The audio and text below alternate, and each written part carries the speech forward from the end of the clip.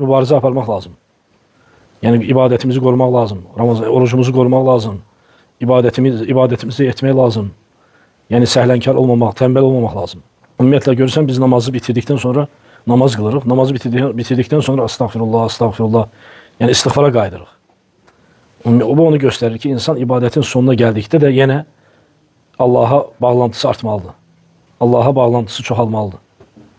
Və günləri dəyərləndirməlidir. Peyğəmbərimiz s.ə.v son 10 gündə Ramazanın əvvəlindən ibadətə çox sarılırdı. İbadətə çox bağlanırdı.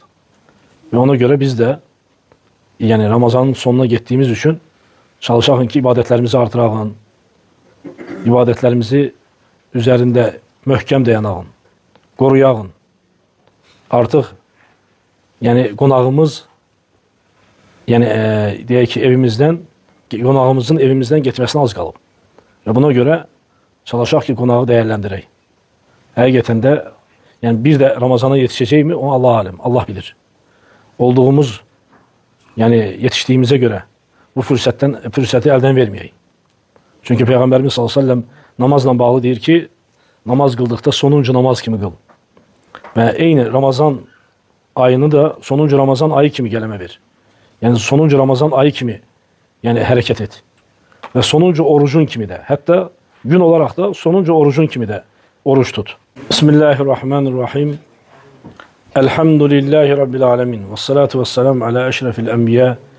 Nebiyyina Muhammed və alə alihi və ashabihi ecma'in əmmə ba'd.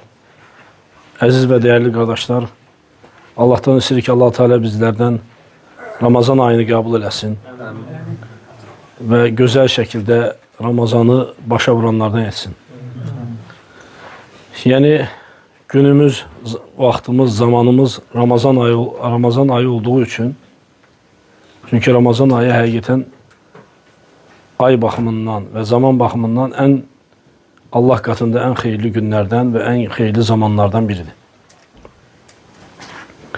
Və Allah-u Teala Quran-ı Kerimdə deyir ki, fədəkkir fə innə zikra tənfə'l müminin. Xatırlat, çünki xatırlatmaq müminlərə fayda verir. Biz artıq Ramazanın ortalarındayıq, artıq Ramazanın sonuna tərəf gedirik. Kimlər çalışdı, kimlər ibadətini artırdı, yəni oruç tutdu və oruclarını qorudu, onlar belə deyərlər, uddular, qazandılar. Amma kimlərsə oruç tutmadı və yaxud da oruç tutdular, oruclarını qorumadılar, onlar ziyana uğrayanlardır. Və biz artıq Ramazanın ortasındayıq və sonuna tərəf gedirik. Amma yenə də o demək deyil ki, biz yəni ibadətlərimizi azaltmalıyıq. Bu anlama gəlmir. Əksinə Peyğəmbərimiz s.ə.v Ramazanın sonunda daha güclü olurdu ibadətdə. Daha çox ibadətə bağlanırdı. Yəni adətən insan bir şeyin sonuna gələndə sanki biraz səhlənkarlıqlara yol verir. Görürsən, yəni tənbəllik edir. Əksinə biz Ramazanın sonuna gəldikdə daha da güclü olmalıyıq. Dünən bir cüz oxuyuruqsa, bugün 2 cüz oxuyaq. Dünən 1 saat zikr edirdiksə, bugün 2 saat zikr edək. Yəni Ramazanın sonuna gəlmək o demək deyil ki, insan ibadətini azaltmalıdır və ibadətdən yan qalmalıdır. Əksinə daha da güclü olmalıdır. Çünki artıq Ramazanın sonuna gedirik. Və bunu dəyərləndirmək lazım. Çünki Peyğəmbərimiz s.ə.v nə deyir? Deyir ki, əl-əməl bil-xavatim. Əməllər sonuncu əməllərdir. Sona kimi mübarizə aparmaq lazım. Yəni ibadətimizi qorumaq lazım. Orucumuzu qorumaq lazım. İbadətimizi etmək lazım. Yəni səhlənkar olmamaq, tənbəl olmamaq lazım. Necə, yəni ümumiyyətlə görürsən, biz namazı bitirdikdən sonra namaz qılırıq. Namazı bitirdikdən sonra astağfirullah, astağfirullah. Yəni istiğfara qayıdırıq. Bu onu göstərir ki, insan ibadətin sonuna gəldikdə də yenə Allaha bağlantısı artmalıdır. Allaha bağlantısı çoxalmalıdır.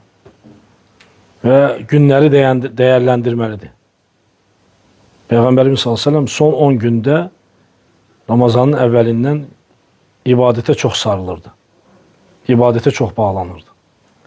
Ve ona göre biz de yani Ramazanın sonuna gittiğimiz için çalışalım ki ibadetlerimizi artıralım. İbadetlerimizi üzerinde möhkem dayanalım. Koruyalım. Artık yani konağımız yani diye ki evimizden konağımızın evimizden gitmesine az kalıb. Ve buna göre çalışaq ki konağı değerlendirək. Həqiqətən də yani bir de Ramazana yetişeceği mi onu Allah alem, Allah bilir.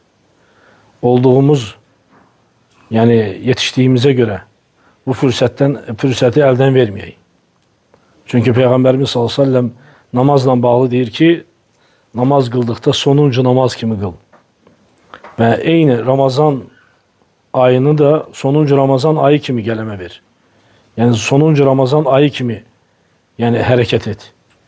Ve sonuncu orucun kimi de hatta gün olarak da sonuncu orucun kimi de oruç tut. Ve Peygamberimiz sallallahu aleyhi ve sellem Ebu Hureyre'den gelen hadiste Peygamberimiz sallallahu aleyhi ve sellem diyor ki Allah Teala diyor kullu ameli beni Adem lehu diyor ki bütün Adem evladının emeli onun üçündür. İlla siyam. Yalnız oruç. İstisna olmakla oruç benim üçündür ve onun mükafatını mən veririm. Yani bilirsiniz ki orucun mükafatı sayısız hesapsızdır. Həddindən artıq çoxdur. Bu mükafatı elde etmək üçün də ne lazım? Üzerimize düşen nedir? Oruca değer kıymet vermək. Orucu korumaq. Necə ki yeməkdən, içməkdən qoruduğu kimi dilimizi, gözümüzü, kulağımızı qeybət eləməmək, ara vurmamaq, qışqırmamaq, bağırmamaq, pis söz söyləməmək, yəni belə keçirməlidir. Əzalarla da oruç tutmalıdır insan. Ki Allah katında orucun mükafatı olsun, değeri kıymeti olsun. Ve ona göre Allah Peygamberimiz sallallahu aleyhi ve sellem bizlere buyurur ki Allah Teala deyir ki Adem oğlunun bütün əməlləri onun üçündür. Yalnız oruç benim üçündür ve onun mükafatını ben vereceğim. Bu onu gösterir ki yani insan oruç tutarken riyakarlık edebilmir. Yani gösterebilmir, riyakarlık edebilmir. Çünkü diye ki müşrikler Peygamberimiz sallallahu aleyhi ve sellem vaxtında bütlərə səcdə edirdilər, qurban kəsirdilər, sədəqə verirdilər. Ama oruç tutmurdular. Ama yani bu onu gösterir ki yani oruçda riyakarlık yoktur. İnsan yani namazda riyakarlık edebilir, gösterebilir. Sədəqədə gösterebilir. Ama oruç tutarken necə göstersin? Gizlidə yiyebilir axı. Getdi, yedi, qayıtdı. Yine de orucam deyip gezebilir yeryüzünde. Ama bunu etmir. Bunu edebilecek təqdirdə insan bunu eləmir. Ve buna göre de Allah Teala deyir ki onun əcri, yani oruç benim üçündür. Ve onun mükafatını ben vereceğim. Bu onu gösterir ki Allah Teala bu ibadeti özüne nispət ettikdə o deməkdir ki bu ibadet Allah katında büyük değeri, kıymeti var. Savabı çoxdur. Ve beləliklə hətta yani Allah Teala bazı ibadetlerin yani savabların yani miktarını bildirir bize. Peygamberimiz sallallahu aleyhi ve sellem diyor ki falan əməl etsən 10 savabdır. 10 savabdan 700 savaba kadar artabilir. Ama oruçla bağlı hiçbir savab bildirilmeyib. Ne kadar kazanırsan. Ve belə olduğu halda orucumuza değer kıymet verək ve onu değerlendirək. Oruçlu iken günümüzü güzel, Allah'ın razı kaldığı şekilde geçirək. Qeybət edərekten, musiqiyə qulaq asaraktan, kiminsə arkasınca yani ara vuraraktan, yani boş vaxtlar lağlağı ederekten geçirmek doğru değil. Yani oruçlu insana belə etmeye yaraşmaz. Onu belə ederse Peygamberimiz sallallahu aleyhi ve sellem dediği hadise uygun olar. Deyir ki Rubbe saimin. Deyir ki elə oruçlular var ki onlara oruçlarından yalnız aclıq və susuzluq qalar. Əgər biz qeybət edəriksə, ara vuranlıq edəriksə, musiqiyə qulaq asarıq, lağ söhbətlər edəriksə, o zaman bizə nə qalacaq? Ancaq aclıq və susuzluq qalacaq. Və belə olduğu halda, yəni orucumuzu dəyərləndirək. Dünən, yəni günümüz günü-gündən daha da güclənməlidir. Ramazanın sonuna gəlirik, o anlama gəlmir ki, biz səhlənkarlıq edək və yaxud da tənbəlləşək və yaxud da yəni artıq biz yəni xeyləm ibadət etdik, bəs qədər ibadət elədik. Yəni bu düşüncələrdən qaçmaq lazım. Bu düşüncələrdən kənar qalmaq lazım. Əksinə heç nə etmədim, az etdim. Az etdim düşüncəsi ilə ibadətləri artırmaq lazım. Quranı çoxaltmaq lazım. Çoxlu zikirlər eləmək lazım. Çoxlu dualar eləmək lazım. Nafilə namazlar qılmaq lazım. Gecə namazları qılmaq lazım. Yəni bu şeyləri əldən verməyək, qardaşlar. Və bu hədis onu göstərir ki, yəni Ramazanın, orucun mükafatı çox böyükdür. Hətta alimlərdən deyənlər var ki, qiyamət günü insanların haqları bir-birlərindən götürüləndə bəzən belə olacaq. Kimisə savabı kiməsə veriləcək. Savabı yoxdur, kimisə günahı kiməsə veriləcək. Elə deyilmi? Deyir ki, oruca dəyilməyəcək. Yəni, oruc əməlinə dəyilməyəcək. Orucdan qazanan savaba dəyilməyəcək. Yəni, Allah-u Teala onu götürməyəcək. Bu onu göstərir ki, orucun savabı daha böyükdür. Sonra Peyğəmbərimiz s.ə.v hədisin arxasınca deyir, Əs-sovmu cünnətun. Deyir ki, oruc qalxandır. Qalxana bənzətir.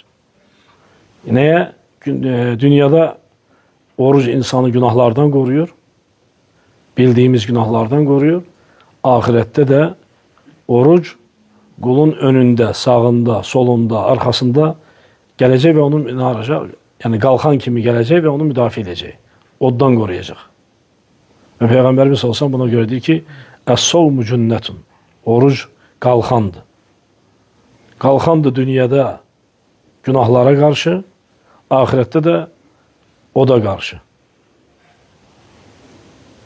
Və sonra Peyğəmbərimiz s.ə.v deyir ki, sizdən biriniz oruc olduğu halda, oruclu ikən pis söz söyləməsin, qışqırmasın.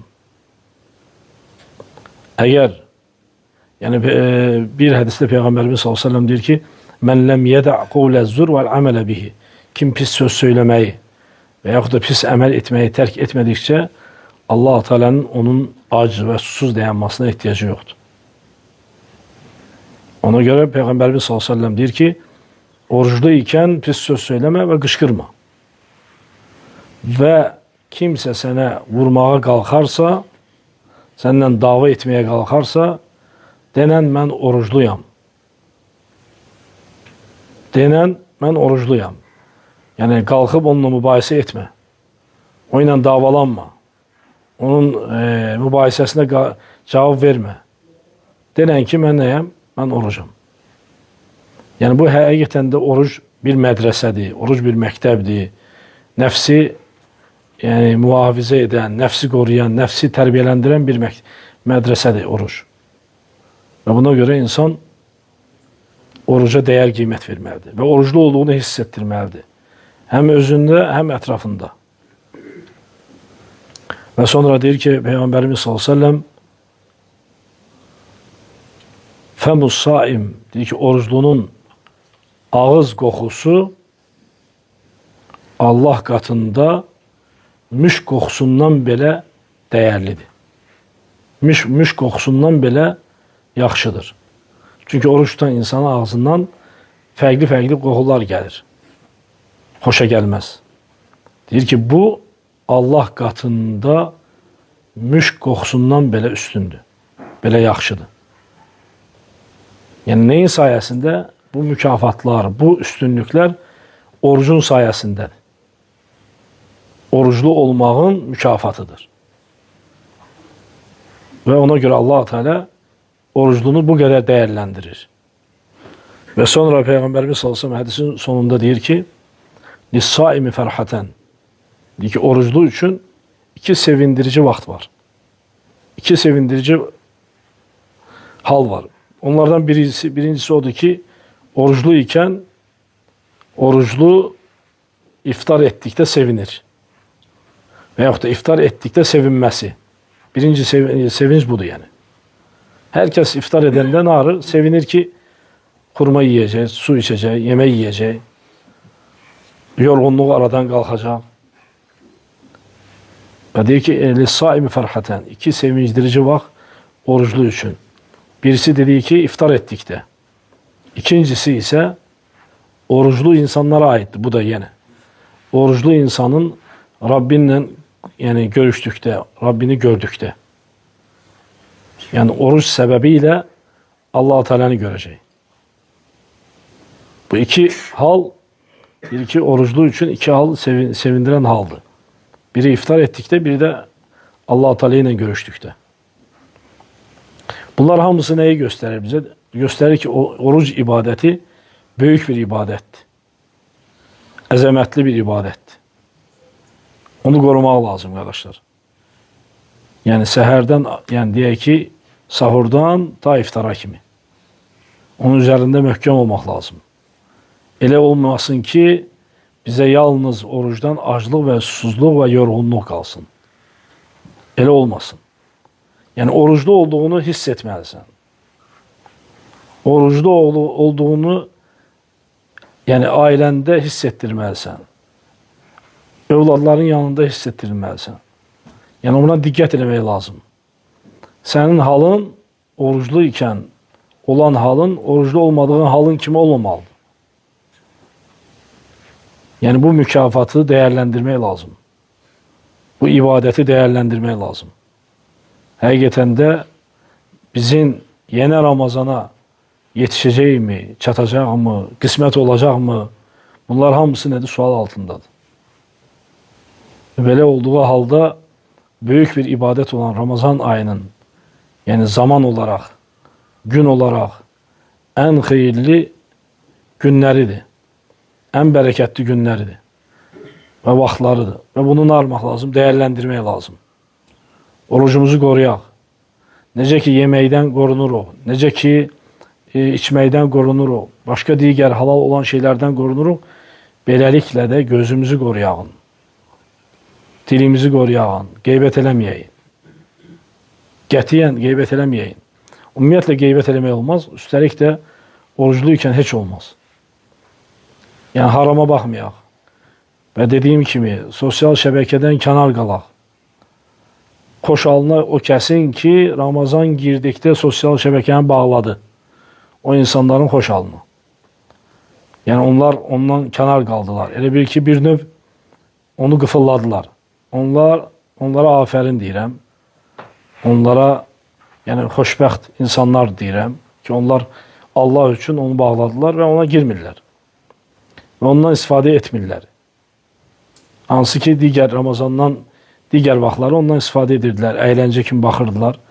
Amma Ramazanın hörmətinə görə Allah-u Teala'nın razılığını qazanılması üçün onu tərk edənlərin xoşalını. Və çalışaq axıra kimi Ramazanımızı, orucumuzu qoruyağın. Ramazanda olan ibadətlərimizin üzərində möhkəm olağın. Ən önəmlisi də Quran oxumaq, zikr eləmək, gecə namazlarını durmaq və haramlardan kənar qalmaq. Bu şeylərə diqqət edin qardaşlar. Möhkəm olaq ki, ibadətimiz Allah katında ibadetimizin dəyəri olsun, qiyməti olsun, əcri olsun, mükafatı olsun. Elə olmasın ki, Peyğəmbərimiz s.ə.v deyir ki, o kəslər burunları yerlə sürünsün, onlar Ramazana daxil oldular, bağışlanmadılar. Yəni, həqiqətən də fəlakətdir ki, insan Ramazana daxil olsun, bağışlanmasın.